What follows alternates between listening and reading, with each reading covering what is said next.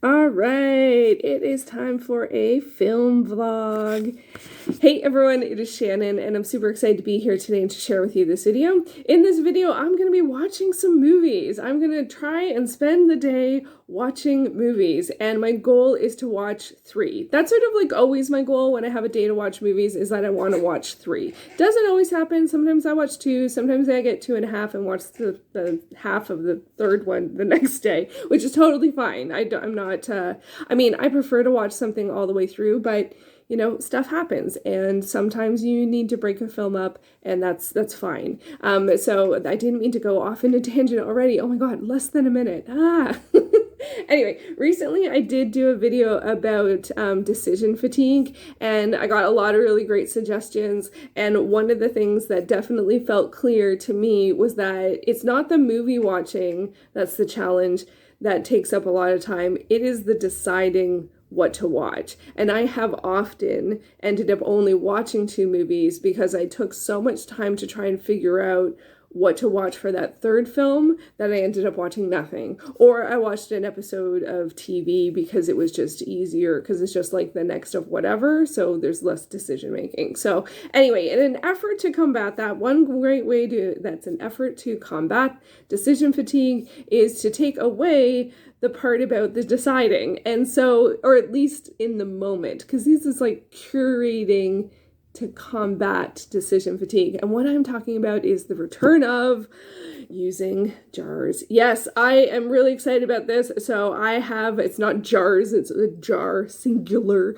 And yeah, so I have a jar of movies here, and you may notice that there's a bunch of different colors, and the colors represent the film lengths. So there's short films with orange. The oranges are an hour and a half or less. Red is an hour and a half to 45 minutes. Purple is an hour and 45 to 2 hours. And the blues are 2 hours plus. And one of them is plus a lot.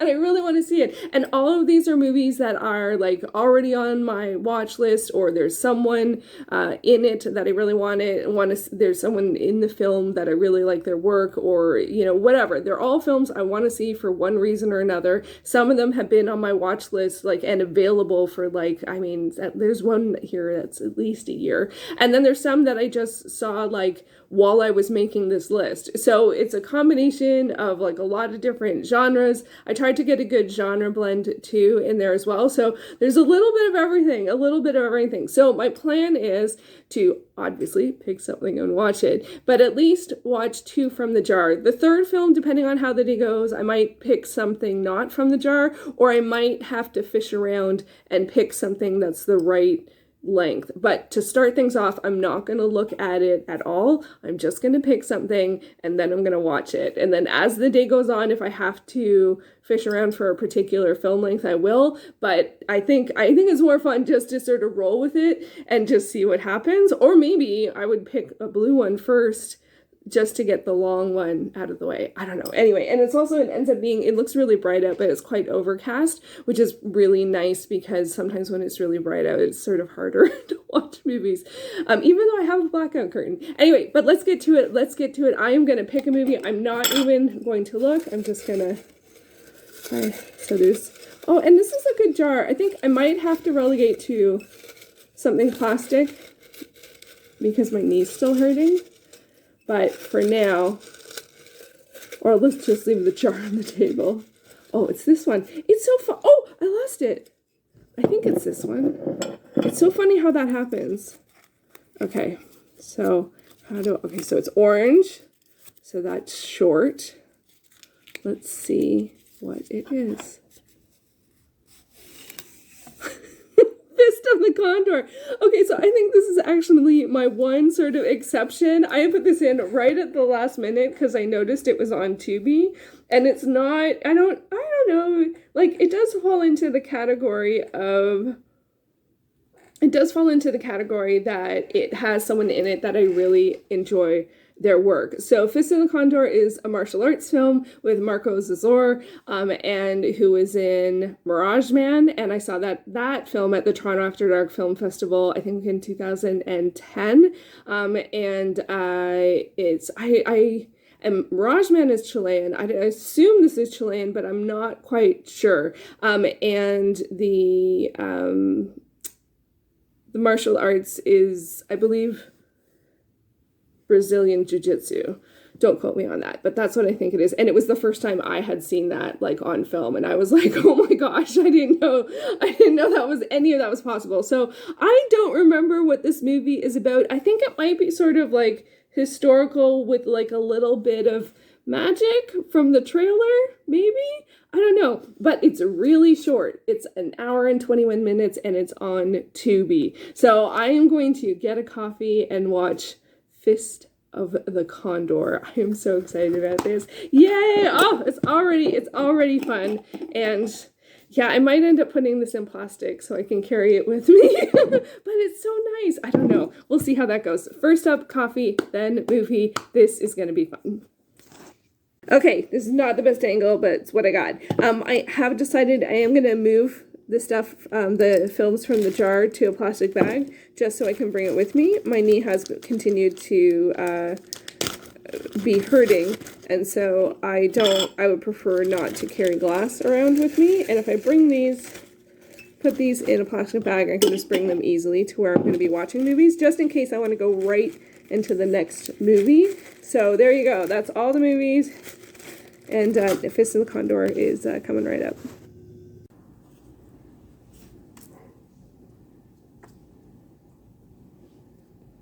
Note to self, add Candyman 3 to my list of things I want to watch that are on Tubi. I mean, it's on my watch list, but so are like hundreds of movies.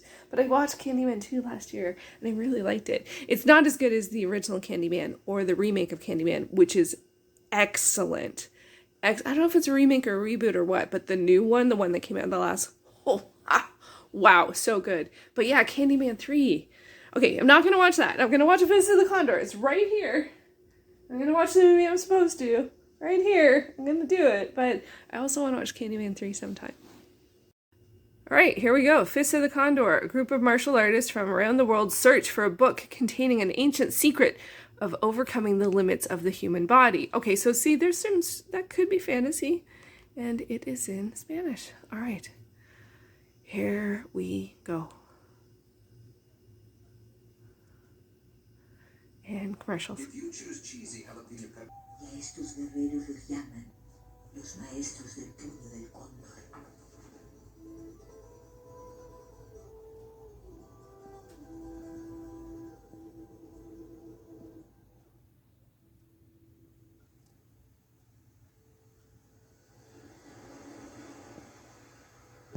I'm gonna try and get some quick thoughts in while it's at video ad break. It's interesting because it kind of, in some ways, it feels like sort of historical fantasy-esque, but then no, because there's like motorcycles and like a bar, and so that's a little confusing. There are so many things that came to mind when I watched this. One of the things I love about martial arts films and martial artists is that their dedication to their physicality. Like, it's just amazing to see what people can do, and through training and dedication and discipline. I just always appreciate that about watching martial arts movies. But the storytelling style is it's not one of my favorites. It sort of goes back and forth, even like in action sequences, has back and forth like flashbacks to explain why this person is there and what their motivation is, and then we go back to the fighting, and then we go back to like, you know, this mentor mentee situation, sort of explaining things, and I'm just like, whoa, I like it sort of like A, B, C, D. But that being said, it is split up into different chapters because it's all about this book that has a secret technique. So it's interesting, and I'm really enjoying it. So, and it's back. So here we go.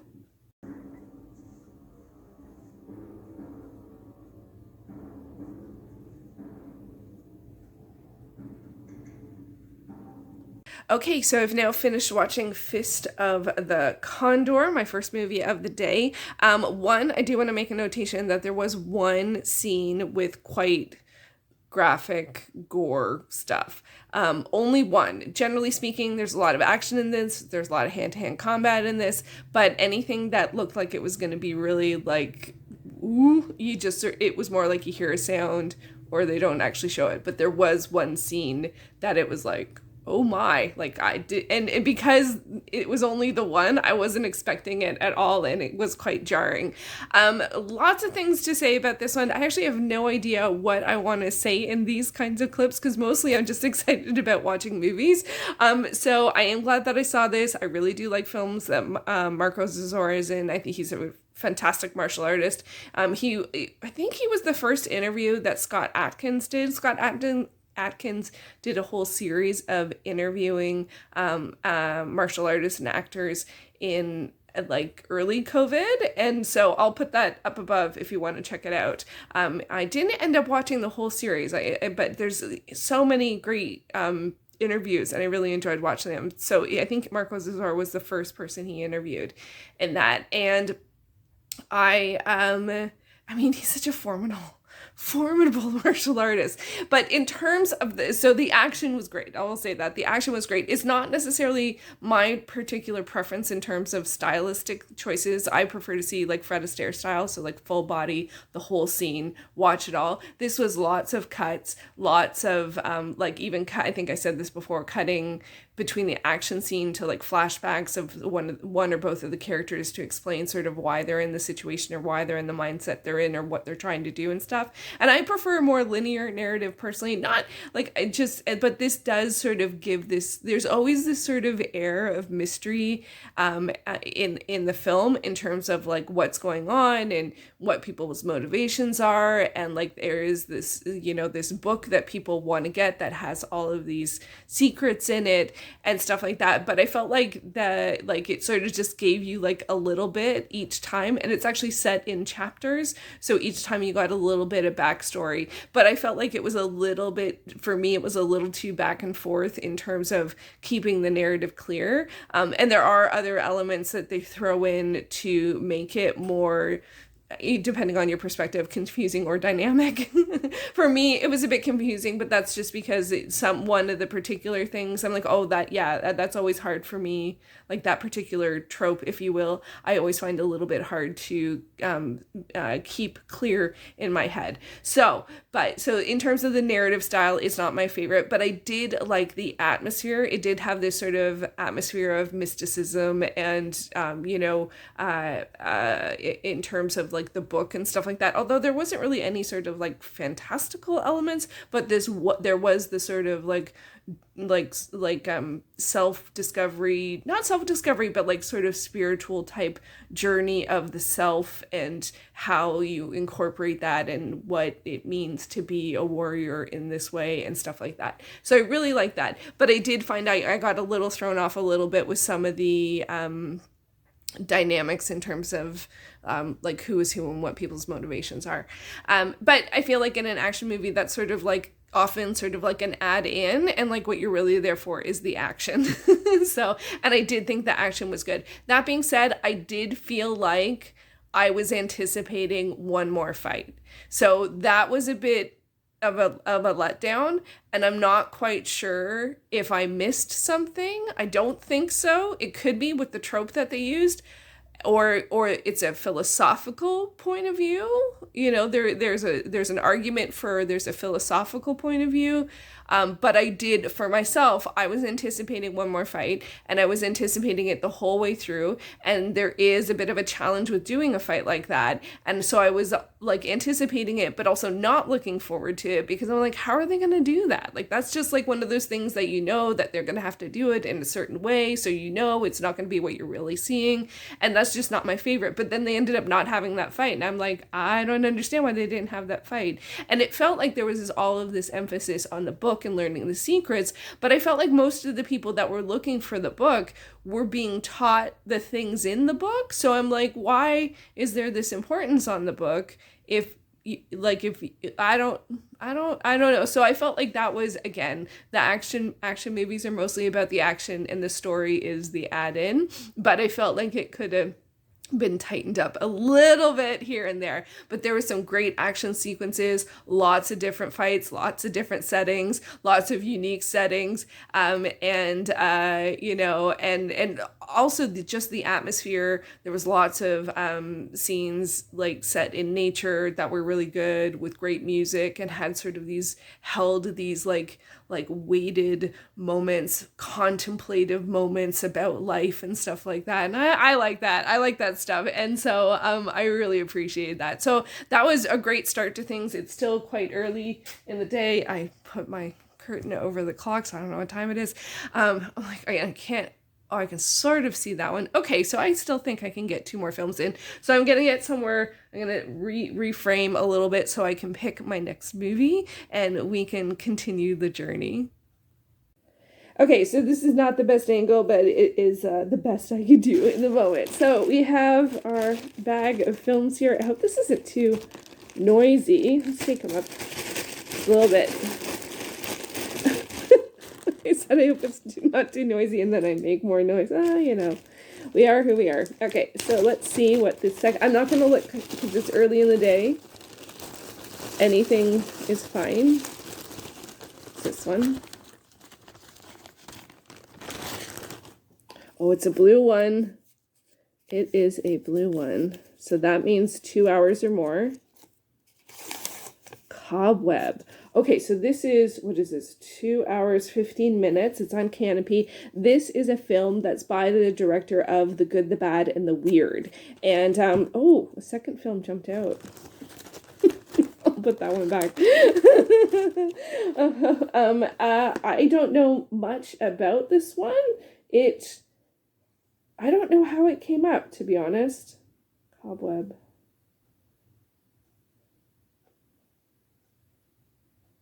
Where is it? Oh. Did I forget to add it? I counted out the films 1,000,000 times. That's it. It doesn't have, I couldn't find an English poster, so that was why I couldn't pick it out from the visuals. I had to go by the text. So yeah, so this, I don't know. Does this even say anything about it? Nope. It's, yeah, it is a South Korean film, and I loved The Good, the Bad, and the Weird. So I guess we're continuing on the theme of another film by someone who I love their work. The only thing I know about this one is I think it's a bit meta. Like it might be following a director who's trying to maybe like recreate a previous work or not remaster it, but I don't know. So I think it's a bit meta in some way because it's about film. I don't know. I don't know if you're like this, but like for me, when certain people, if I've enjoyed their work a lot, I don't need to read a pitch. I just need to watch the movie, right? I'm going to continue to watch more movies that Marcos Zazor does. I'm going to continue to watch more movies that this director does. I don't remember his name off the top of my head. I should have put it on the Pinterest board, so I apologize for that. So yeah, so our next film is Cobweb. So more coffee, more movies, all good. Okay, I'm gonna have a little break for lunch break first. I don't know if those words are in the right order, before I get to the movie. And I wonder, is that an excessive amount of oranges? They're so good. But anyway, is there such a thing as an excessive amount of oranges? Anyway, lunch first. Sorry for the shaky cam. It's just sort of where I'm at right now.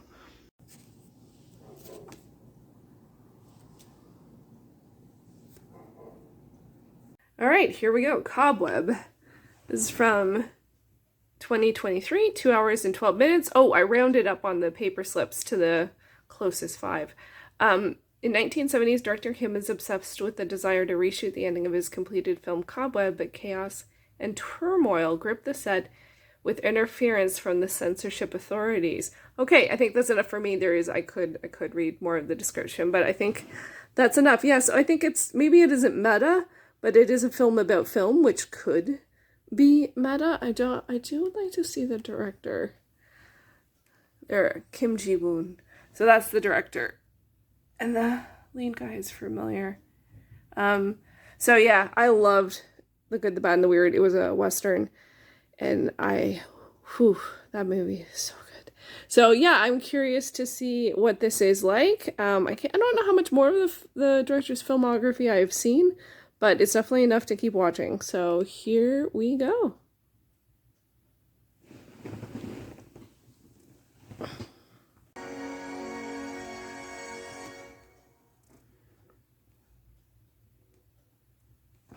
Cons. Always a good sign. Okay, so this is another note to self, or the first, depending on how this goes. So I noticed I took a break for lunch, which was good because it was time to eat. But now I feel like I don't have as much time. I'm less excited about the film because it's long, and I don't have as much time because I took lunch and then I made coffee and then I did the dishes and I caught up on some Discord and stuff like that. So I'm just like, now I'm like, oh, I don't even know what time it is again, and the lighting's not good. Like, it was overcast earlier, but now the light bounces off that window onto my fridge and then onto the screen. And this film, I've already started watching it, it's like 5 minutes in, and there's such beautiful cinematography at times, and I'm like, I'm missing it because like I have this reflection, so I move my chair so it's in front of the whatever, and I'm just like, oh. So I'm just so yeah, I'm feeling I'm sad because the energy kind of like fizzled out. That being said, some counters to this could be to pick the film after I have lunch so that my energy is like in the moment and then we go right into watching the movie. And also to plan to have lunch between film 1 and 2 so that I know that that's the rhythm of things. And also definitely have to charge my phone, which means getting less visuals from the movie potentially, or what I should have done is charge my phone during lunch. So this all sort of, I don't know if this is going to make it into the video, but maybe it's helpful to you. I think it's kind of things, it's just sort of like a mini reflection on noticing the things that are changing the energy or changing the dynamics. And for me, it's helpful to know that. And I do think it would have been helpful to take a break, have lunch, then pick the movie and go right into the movie. That would have been better energy. I'm still excited about this, and it does look great. I mean, it is sort of meta, which you never know. And I'm not actually the biggest fan of meta films. It depends on what is meant, like a film about film. I feel the same way about books about readers, not books about books, but books about readers. They're, for some reason, I know a lot of people love them. For me, I don't like them. Generally, I think it feels like, I don't know, I guess, well, you probably picked up on this. For me, I have lots of things that I'm interested in, and sometimes I find when things get hyper-focused, they kind of have a sense of like, this is the best, art form, hobby, thing to do in your free time. And I don't like the judgment around that. So anyway, that's got a little philosophical there for a moment. But anyway, so I'm going to keep watching the movie. I am going to charge my phone, and I like to capture the title card to include in the video. I don't generally like to put a lot of videos from the video in because copyright. And so, but I do like to get the title card. I like to get a visual, like a photo of the title card just for myself. That was a practice I had for many, many, many years. And now I can just go online and get it there. And before I could do that too, but I didn't. So I felt differently about taking a photo of something for some reason, and I don't feel that way anymore. Things change. Anyway, so I am going to charge my phone. I have put my chair in front of the fridge so that it sort of kind of counters the light through the window. It was so overcast and now it feels so blown out. Anyway, I'm going to get back to it and then get to the movie. I have it's 2 hours and 12 minutes, so it's a little shorter than the 2 hours 15. I always round up to the next 5, because I mean, I do this and it's 4 minutes, so now watching the movie will be at least 2 hours 15 minutes. But I understand time a little better in 5s. Same with when I'm doing other things. Not if you need to be exact, but when I'm rounding things up, I find if I round it to 0 or 5, I find it just easier to plan with that kind of number. So anyway, all right, I'm gonna get back to the movie.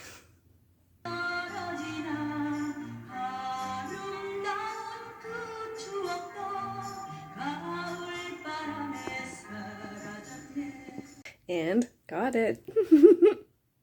Okay, so I have a stronger sense of what this movie is about now. So we are following a director, but it's also a director who sort of followed in the footsteps of another director and is who passed away, and he's now working for that film company who's been taken over by, I believe, the other director's wife and daughter, and one of them is very money sensed and one of them is more artistically sensed, and he has finished shooting, but he really thinks it could be a masterpiece if he just got a couple of days and just reshot a little bit. So that's what he's working on. So that's an interesting premise. For some reason, like, the description made it sound like it was in the future, thinking back on this, and maybe it will become in the future, but so far it feels like a pretty, whatchamacallit, well, there's like pretty, what's it called, like, narrative that goes in one direction, like it's not back and forth or anything like that. I don't know, a lot of people do, that flashbacky things,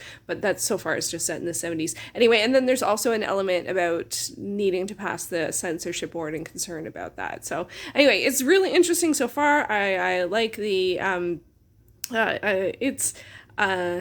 like the tone. I like that it's talking about like artistic vision, and the intro was really great. Like, the beginning scene was really great. So I'm really curious to see where this goes. It's off to a good start. 다시 찍지 않으면 영원히 이 고통 속에서 벗어날 수 없어. 그대로 찍으면 틀림없이 걸작이 된다. 이걸 알고도 비난이 무서워 외면하면 죄악이 된다. Okay, so I finished watching Cobweb. It's not great white balance. I figured out there's a thing I can do. Is that better? Is that worse? That's better. I don't know. Did that work? Anyway, let's roll with it. So I finished watching it, and I'm not sure what to make of this one. So it's it's like a day of watching slightly non-linear films. Neither were completely non-linear, but both had non-linear elements. So this is set in the 70s, about a filmmaker who wants to reshoot some of his film and thinks that in doing so it will make it a masterpiece. At least that's sort of what we're set up for. And then there's complications with that because the edited version doesn't pass the censorship board, but there is a young woman in the film company who is like, let's get this done because it's going to be amazing, which initially I thought was great. And I really liked her character initially, but then I will admit that her character, there was this sort of like awe-ness of the director and like really wanting to bring what he had to life. And then she went off and like her and this other woman got in this weird sort of like attention-seeking contest thing. And I'm just like, I don't understand what's going on here. But all that being said, I will put that a little bit to the side. I didn't love that part, I will admit. I didn't love that part. But I had some complications with the film for a variety of different reasons. One, I would say it's actually kind of more of a comedy. There is a lot of sort of screwball comedy, misunderstandings, doing things to distract people, and focus the attention here and keep on going over here and like that kind of stuff. Not my jam. Just not my jam. I've said it so many times. Comedy, generally speaking, not my jam. And like this really has that sort of, I don't know if there's a particular word for it. And there's a film, I'm trying to remember, it's a period piece where like people keep on ending up in the wrong people's rooms and like, oh, and I'm just like, it's not my thing. It is other people's thing, so I didn't mean to be sort of dismissive of that. I just know the comedy I like some comedies. I like some comedies. But this one, it was that sort of like, let's distract people. Let's do something over here. And like and just certain moments I can tell, okay, this is supposed to be funny. And I just, it's not what draws me in. What drew me in was the discussion about film and the discussion about art and like bringing your vision to light. And as the film went on, it became clearer and clearer to me that I didn't feel like that's what this was about. In fact, there was a very complicated piece about that realm of things in terms of, the work, which to go into more would be spoiler, so I'm not going to do that. But also, I would say the protagonist, who's the director, also is more of the type of director that I think is not great in terms of a person to work with, in terms of doing sort of almost anything to get someone to do what you need them to do, and completely not caring about what they need as like mostly as an actor.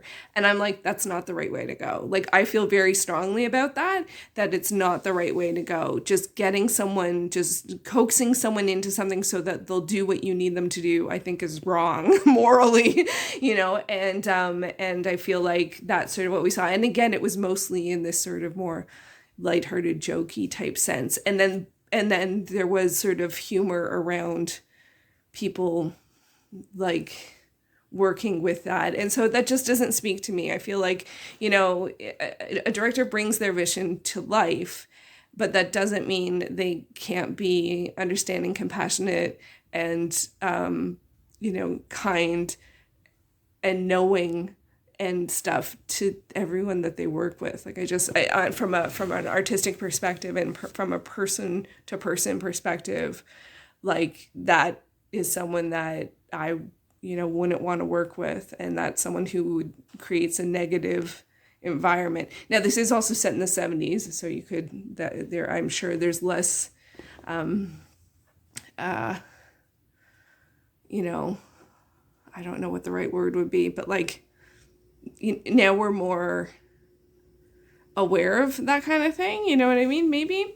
So I wouldn't say there's like any like strong coercion type things, but for me, I just don't find that funny. I don't find that interesting. I don't find that's like, yeah, that's just what you do. Those actors, they need so much. It's like, yeah, they do. They do what they do is hard. You can't do it. You know what I mean? Are you going to do it? Yeah, they have a process. Respect it. And I think that goes both ways. And so that's sort of, for me, like, the depiction of that is just, it's, that's just from a artistic perspective, it's not one that I agree with, but I do know that is how some people work, and there's a lot of famous directors that are known that they don't care about the actors. They're just like, you're the person who makes my vision come to life. They don't think of it as a collaborative, or, that I mean, I don't know. So anyway, I think my philosophical point of view is clear on that one. So it wasn't speaking to me on that front. And then I did feel complicated about the sort of story. And then I did also feel complicated about like when they show, because they did show like the scenes of like the film initially, and then like the reframing and stuff like that. And I felt like when they were doing it and all the discussions around it and the sort of go-arounds that they were trying to do, that was all interesting stuff. But I felt like it didn't have the impact, like seeing the reshoots basically didn't have the impact that didn't really have an impact. And I'm like, and I couldn't figure out if that was intentional. You know what I mean? Like, and so I feel a little unclear about, like, is this really about bringing an artistic vision to life? Which is what I thought it was. And I do feel like they show things to indicate that. They show us things to indicate that. They also show us other things.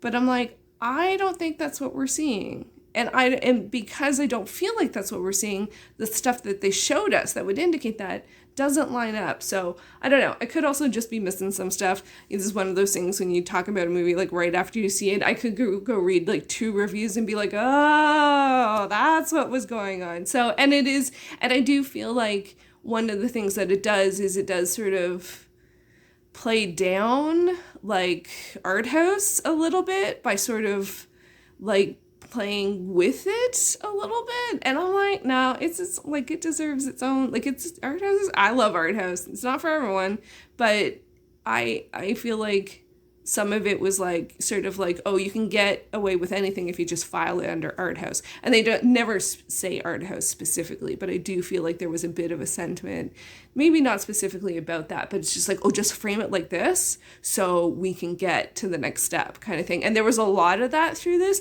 and that was sort of the hijinks sort of comedy elements of it. And I'm like, no, I you know, I guess I was hoping for some like serious artistic discussion point of view type stuff, and I think it's in there, but it's all around this hijinks energy, and also the depictions of some of the characters were not depictions that I enjoy in terms of types of stories and types of characters. Doesn't mean they don't exist. Also doesn't mean that they're trying to say that that's like a good person or a good way to go. It could be the reverse. And it could be irrelevant. It could just be like, that's what this character is like. It's not good, bad, it's neutral. So I don't think it's neutral though. And I feel like there is something there. And I would have to think more about it in terms of what are they trying to say. So, but mostly what I got on first pass and first thinking on this was that it wasn't what I expected, and most of the art directing type stuff was not along the lines of the things that I was hoping for, and so it's just sort of sitting in that space. And over time, I'm sure I'll come to appreciate some of the other stuff that was going on. I did like the music, and added some of the songs to my Spotify playlist, and I thought the acting was good, and there was some good acting, but there was also a couple of things that I was just like, that didn't quite line up to me, and that never quite got resolved. So that was really weird. And there was one weird scene where I felt like they were in a different space, but then they never left or came back. So maybe they were in the same space. So I couldn't figure that out either. So, but it was interesting. I do like, you know, I don't know if I don't always like films about films. And as I said, I don't always like books about books. So anyway, I think I'm going to take a break, and I think I am going to not pick another title right just now, because I'm going to take a break and sort of look at what time it is. Again, I can't see the clock. And then decide what I want to do next. If I want to like go right into another movie, if I want to pick something short, if I want to pick something like from the jar or bag, or if I want to intentionally pick something. So I'm going to think about that a little bit. And I did also look up their director, so I have seen The Good, the Bad, and the Weird that they've done. And they also did A Tale of Two Sisters, which was a really good, creepy, very creepy movie. And I had forgotten about that. And they've done more stuff recently, but I haven't seen it. So yeah, so this was a bit... didn't quite land for me, and also being really long was a bit like I was feeling that. So I think I might want to do something short, but I'll see how things go. But I would like to have something that's sort of a bit up energy, and I don't know. But these were both. I don't know. There's not much similarity except for the almost, you know, except for the non like traditional sometimes narrative style. So anyway, we'll see what happens next. I will be back soon. Okay, well, I have made my tea and I can't decide, which means the jar decides. The jar that's a bag decides. So I'm just gonna pick. I'm not even gonna... I feel like I should pick a short title intentionally, but I just... Did everyone follow it? No. Did everyone follow it? No. So, I hope this is in frame. Oh, it's this one. How does that happen? It's one of the reasons why I love the jars, is because, or the bags, is that I don't know how it happens, but it just, ooh, it's orange. So this is an hour and a half or less. What could it be? We are zombies. Now we're talking. Just kidding. I know almost nothing about this. Literally. I put this off. And also this image is not really the vibe that I get from what it's in the, where I've seen it elsewhere. So this is this is not great for me. Look I have a whole pile of stuff. That pile of stuff in my weekly goals vlog that I haven't gotten rid of, it's right here. Anyway, We Are Zombies. This is a Canadian film, and I think it's a comedy. It stars Alexander Natchi, Derek Johns, and Megan Peta Hill, a film by RKSS.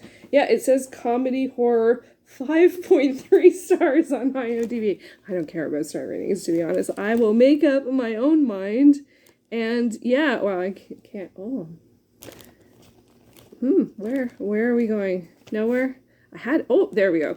So yeah, We Are Zombies. I don't know anything about this. It might be from Fantasia,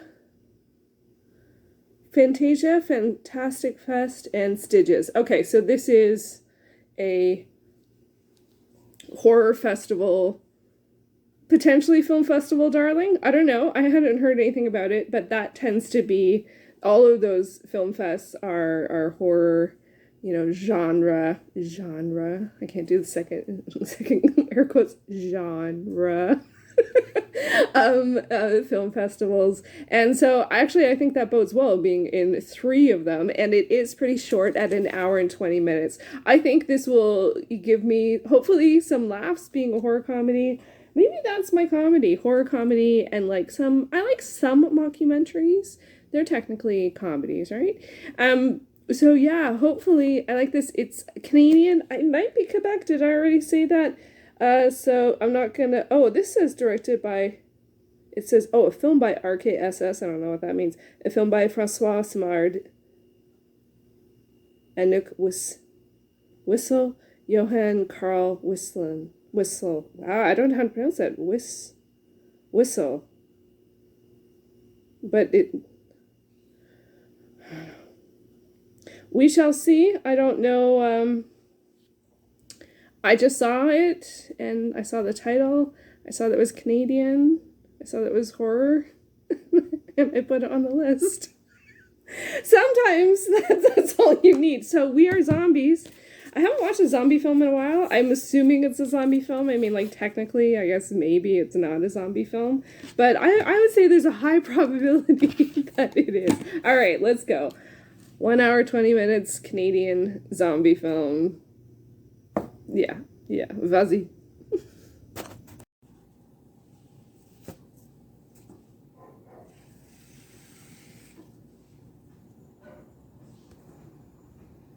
It was easy to find because it's literally the most recent add to my list.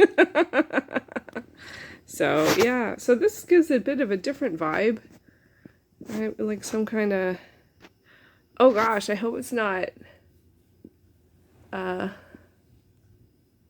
kind of feels like a, shall we say, a gentleman's club? I don't know. I'm just gonna watch it. I'm not even gonna read the description.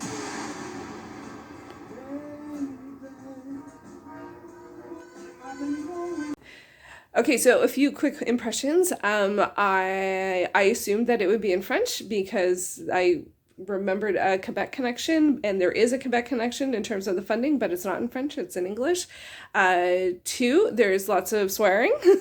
And 3, it looks like it is pretending to be set in the States, or it is not pretending to be set in the States. It looks like it's set in the States, or it's inferring it's set in the States from the news footage. And also 4, I think I got to 4. Yeah, and how often, and a lot of people don't necessarily realize this, horror films, in particular zombie films, are often political commentary. So although this is going to be a horror commentary, definitely is talking about social issues. So, you never know what you're going to walk into. So we'll see how this goes.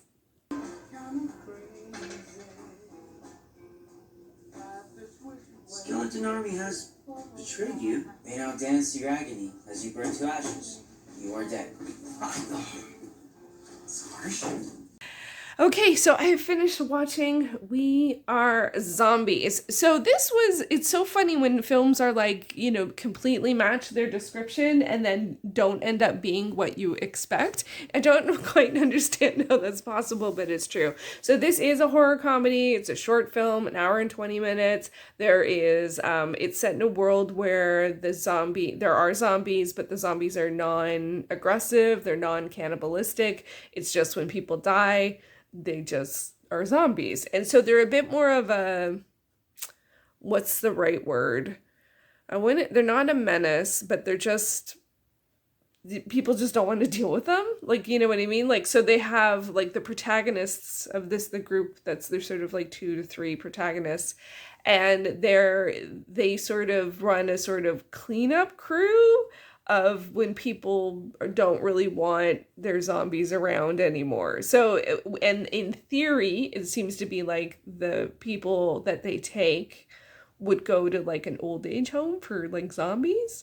But I'm not convinced that that's sort of what was going on. Like, I know where we went in terms of the plot, it wasn't confusing, but for me, what was confusing, and I often have this comment about films sort of like this, is that I feel like it went off, like there's so many things that are sort of outside the norms, that we don't strongly know what the norms are. So are there old age homes for zombies?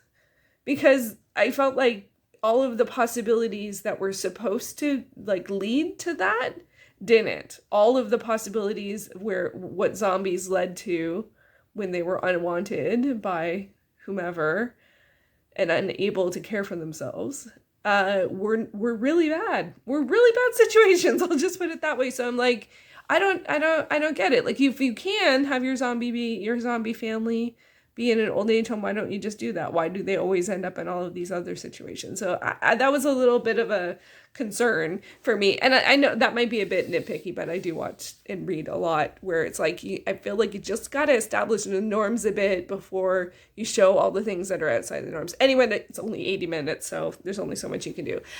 So yeah, so a couple things with this one. One, like, just in terms of like stuff, like it definitely earns its rating. There's lots of swearing in it. Doesn't bother me, but I know that that's not everyone's thing. It's not my thing, but I don't really care. But there was 2 uses of the R word, and that does bother me. I just feel like we should be past that. I don't feel like that's appropriate, even in a comedy. That's personally, everyone's different, and I haven't heard that used for a while, and so yeah, that was not great. And then there was a fair amount of gore, which is to be expected with a zombie movie. But like sometimes like a lot, like very extensive and detailed gore. But also for me, more disturbing is that a lot of times, what's happening with the zombies is people don't care or respect them as an individual. So they're generally non-communicative. But people just sort of, there's like illicit trading, and art shows involving zombies, and it's just, and other stuff, and it's just disturbing. Like, that's just disturbing. And zombie movies in particular are often social commentary, because they talk about like society and human nature. This is really horror comedy, so mostly that's just, it's not, I don't feel like it's really making a statement on any of those things. It's just showing them. And also for me, there were some things that I wasn't a big fan of in terms of the character dynamics. I didn't feel like I felt well, actually, to be honest, I felt like all of the characters could have had more depth. And I did feel like the female characters were mostly the standard tropes you see of being love interests and or people that could be, taken from you so that you do what bad people say because they have, a woman that you care about. And I'm just like, I just get so tired of that kind of stuff. And then, again, also the idea of, that you can just sort of, you just ignore the rights of the individual because they're a zombie. And I'm like, that sort of, that really, there was one particular time with that. There was a lot of times where it seemed not like, there was one particular time that they did that it really bothered me. Like, it wasn't just like, oh yeah, in movies like this, they do things like this. I'm like, no, that's not okay. Like, that's really, no. And why in that instance does it feel like crossing the lines in others? I don't know. But I would say there are some pretty good moments in this. I just, in terms of there were lots of surprise type stuff, which you expect in horror comedy type stuff. There's lots of visceralness, but for me, the comedy wasn't something that I enjoyed that much. I felt it felt pretty strongly geared towards a male audience in a variety of different ways. I'll just leave it at that, in terms of some of the comedy type stuff, and also the relationship stuff. Like, it's like, if you could call it relationship stuff, and that's also where I felt like it was a bit more geared towards a male audience, because I'm like, why would you think that there actually is a relationship here? And that happened in multiple situations, given there was like not that huge of a cast. I'm like, really? So that was a little simplistic, but I don't think you're generally expecting, that, like, a lot of character development. But still, I was like, nah. And so anyway, but I don't know. So anyway, this was not it's been a while since I've watched a zombie movie, or even probably a horror movie that wasn't more of a thriller movie. So I would say it was engaging. It kept my attention, without question. There was some good moments. There was some good acting, tension moments. And there was one guy who was really familiar, but I couldn't place him. But I wish I sort of understood the world a little bit more. Like, there was an evil corporation, but I was like, it felt like, what we were seeing was unexpected from them, but I'm like, what would you expect them to be doing? Like, they don't seem, they don't seem to be fully transparent with what they're up to, but, it doesn't, I don't know. Like, I was just like, when I can't answer the question of what is a regular day in this world, I just keep asking questions, and I keep throwing that question at different moments. And that's a thing that I do. And it's like one of those things, like when you notice something and then you sort of fixate on that every time, you're like, but what about this? But it's like, that's not what they're doing. They're trying to entertain you for 80 minutes with zombies and shenanigans and all of that kind of stuff. And like, for some people, this will be like a total great fit. For me, there were just a little too frequent of things, so I was just like, that just sort of didn't suit my taste or my humor or those kinds of things, or the things that I like in these kinds of movies. I will say the gore was done really well, in that respect. It was quite visceral, and in this kind of movie, I don't mind that kind of stuff, because you're gonna get it. That is gonna go there, and that's gonna go that. And there was one in particular, it's not in this scene, but it's in this setting, that was quite phenomenal, but also completely grotesque. That was quite a feat, I would say. And so kudos to the makeup team, because that was in the art design, I don't know, is it art design when it's body oriented? I don't know, my brain's going all kinds of places. So anyway, so I finished the movie, so I'm happy about that, and I got 3 in, which was my goal. It is kind of late, but that's okay, and I'm actually glad that ended up being, was it 2 short and 1 longer movie, and that ended up working out, I think, because I still got 3, and it's not too late in the day. I still have to do my alchemy transmutation for the day and check on my character and see if it's time to open the pulsating sacs. Talking about, if you watched my recent vlogs, you'll know what I'm talking about. This is an in-game thing in World of Warcraft that I'm working on, so I'll have to see if it's ready to open. I definitely will share that if it's available today. I will share that, because I mean, that was fun to do. Anyway, so or maybe I'll do that in its own video. I'll figure out a way to share that. So anyway, so I'm glad that I've got my 3 movies in. It feels like a win. I am a little sad that there wasn't one that was like the big win. But you never know, and that's one of the challenges with watching anything, which is why I think sometimes it's just, you got to be like okay with that, right? Okay, so there wasn't, a film today that really knocked it out of the park for me, but there was a lot interesting in all this. I'm glad that I watched a Canadian film. I'm glad I saw another film by the director of The Good, the Bad, and the Weird. I'm glad I saw another Marcos Azor film. So even though they weren't they may not make any of my top lists for the end of the year, the Marcos Azor one might for action. There was some really good action sequences in that one, and I'm still thinking about that one. Not that I have to pick favorites. I don't know. Should I pick a favorite? I'm not really one for favorites, and in that sense, instead of pitting things against each other. Although it is really good. The priority matrix thing was really helpful. I don't know how to describe that. That one's where you pit like things, instead of doing, a lot of people in reading journals pick your favorite from January versus February, and then that one moves forward, and then you do March versus April, and that one moves forward.